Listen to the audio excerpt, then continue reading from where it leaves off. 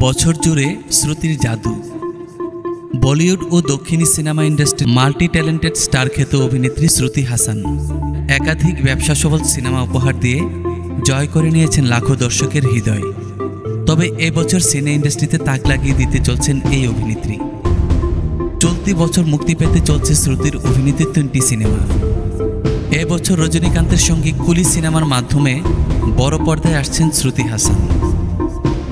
লোকেশ কঙ্গরাজ পরিচালিত এই চলচ্চিত্রটির অন্যতম মূল চরিত্র তিনি।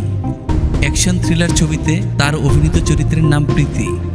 এরই মধ্যে চলচ্চিত্রের শুটিং শুরু হয়েছে এবং ধারণা করা হচ্ছে প্রেক্ষাগৃহে ছবিটি মুক্তি পাবে চলতি বছরের 12 এপ্রিল। সালার পার্ট 2।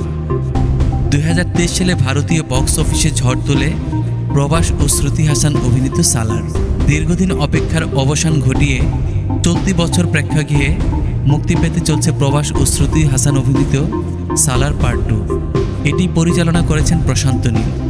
সবকিছু ঠিকঠাক থাকলে চলচ্চিত্রটি মুক্তি পাবে চলতি বছর 14 নভেম্বর।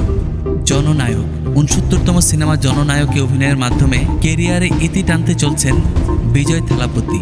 অভিনেতার কেরিয়ারের শেষ এই সিনেমায় তার সঙ্গে পর্দায় দর্শক মাতাতে আসছেন শ্রুতি হাসান। জানা যায় বিশেষ একটি চরিত্রে অভিনয় করতে চলেছেন এই অভিনেত্রী। সিনেমাটি রাজনৈতিক প্রেক্ষাপটে নির্মিত হতে চলেছে। সিনেমার শুটিং চলমান রয়েছে, তবে প্রেক্ষাগৃহে মুক্তির তারিখ এখনই নিশ্চিত করেননি নির্মাতা এইচ বিনোদ। সবকিছু ঠিকঠাক থাকলে চলচ্চিত্রটি চলতি বছরের অক্টোবরে মুক্তি পাবে বলে আশা করা যাচ্ছে।